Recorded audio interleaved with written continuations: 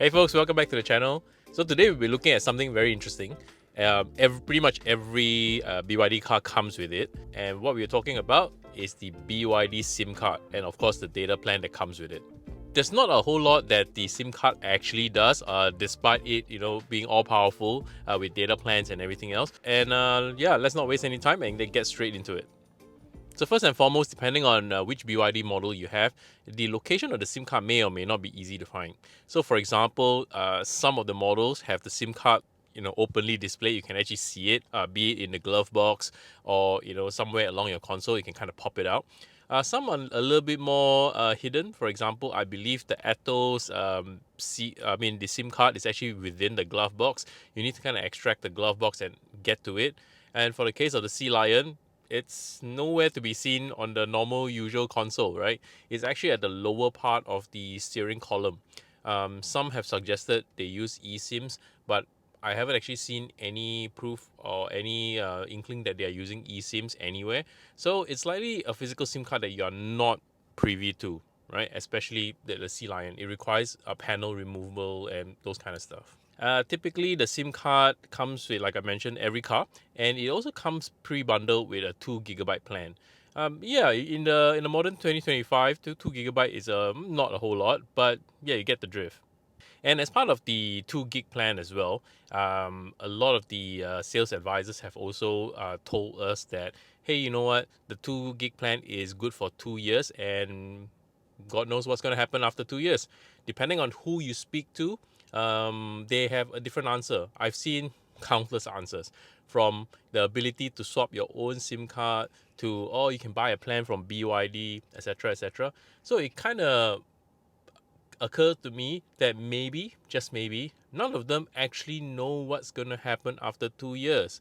And also, very likely, there is not a standard way of actually doing it after 2 years.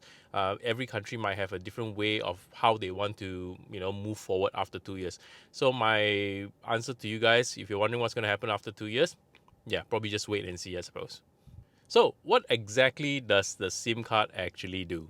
At the most basic level, the one that impacts all of us is actually the remote app.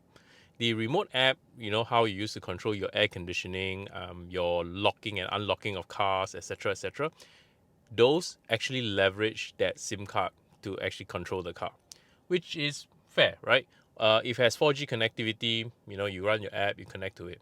But beyond that, it also does a few other functions. For example, it actually uses that SIM card to check if there's an OTA. As to whether it uses a SIM card to download the OTA is a bit questionable. The reason why I'm saying it is because if the data is only 2 gig, I've heard people talk about the OTA downloads being much larger than 2 gigs, so that may or may not be sufficient. So I kind of doubt if the OTA actually leverages that SIM card as well.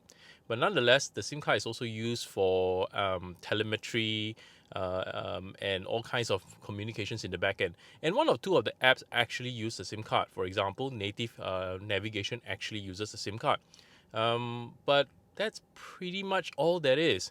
I'm going to show you after this, just navigating through the UI. I've disconnected all my Wi-Fi, and to kind of prove to you that actually the car doesn't use the SIM card for a whole lot.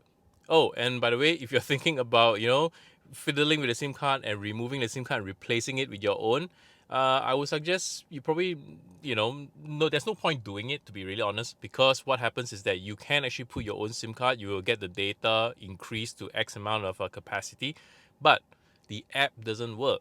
Your remote app doesn't work, your remote start, your remote air conditioning, all doesn't work because I believe that it's tied to the particular SIM card details that BYD shipped the car out with. So replacing your SIM card with something with more data, you might as well just tether your mobile phone or whatever mobile internet that you have. Makes a lot more sense.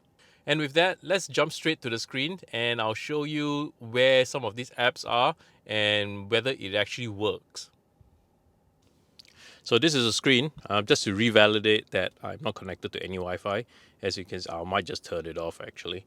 So yep, that's Wi-Fi turned off.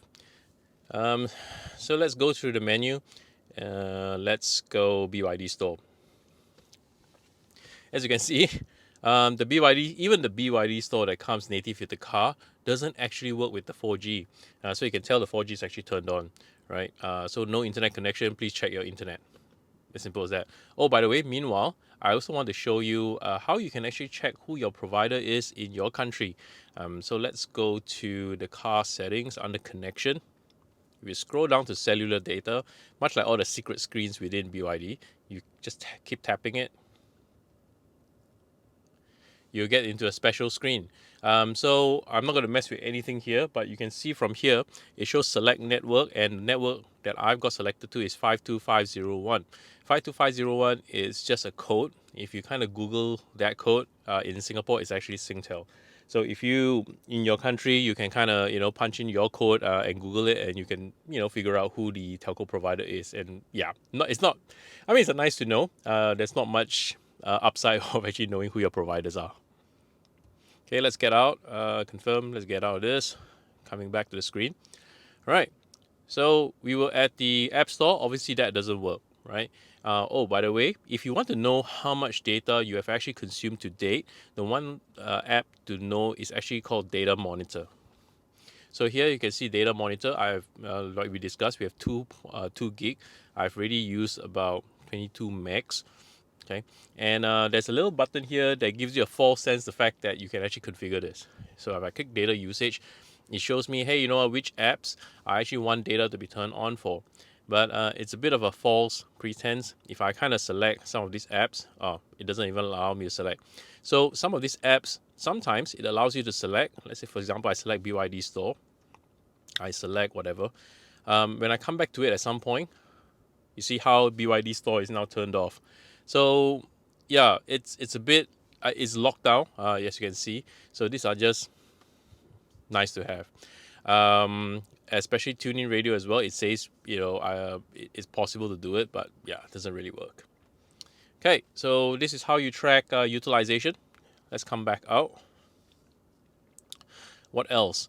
Of course, navigation. Navigation natively works. So if I kind of do a bit of a search here, let's go Ion Orchard. So you can see it actually automatically populates, that shows that it's actually using data to kind of look for the locations, right? So I'm going to go set destination, and yeah, it works. It tells me exactly how far it's going to take, gives me a bit of traffic information, works. So native navigation actually uses data. Okay, I'll get out of this. Let's keep going. Okay, Spotify. Spotify comes native with the car. Don't be fooled by the graphic because it's cached. But if I kind of go browse and I go retry, it doesn't work. Okay, so again, Spotify, while native with the car, doesn't actually work without data. Okay, keep going. We'll disregard the other apps that I've loaded externally to the car. For example, Netflix, YouTube, Revance here, PS Play, VLC. Of course, those will never work, right? Because it's heavy on data. It just doesn't work. So, but the native YouTube also doesn't work. As you can see, it straight away prompts you, this app requires Wi-Fi to be connected. Please connect Wi-Fi. So there is some reports that said that the karaoke app actually runs off data.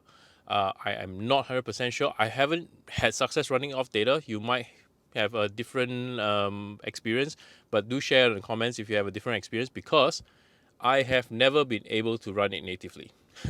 So let's say I want to look for Jackson, right? See, it just doesn't run. So again, it leverages data. So as you can see, many of the native apps don't actually work with the onboard SIM card and data plan. So it's a bit of a misnomer that it's any use. Hence, I think why they only gave us 2 gigs. So just going back to the list again, of course there's BYD Arcade.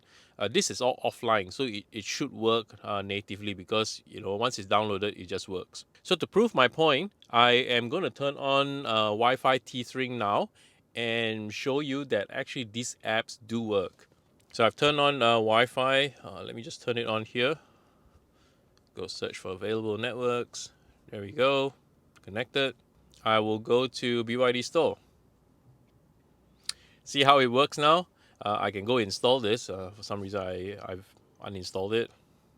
It downloads like normal, no dramas, right? I'll get out of this. Let's try Spotify. See, it loads up everything that I needed to load. I can browse. Oops. See, I can browse. I can go to home. I can go Billboard. So everything works as per normal. This is all native, by the way. It's not me side loading apps. YouTube, native YouTube. Yep. It says I'm offline. But yeah, it's picked up everything. So I'm not sure why that message is. As you can see, there isn't a whole lot that actually works with the onboard SIM card. So as for me, I've actually tethered my phone because I've got quite a lot of mobile data and pretty much kept it perpetually turned on. And if you want to kind of automate that auto hotspot turn on and off capability, I actually have a video right up there that kind of shows you how to do that. That's all the time we have today. So as always, thanks again for hopping on and tuning in, and I'll see you guys in the next one.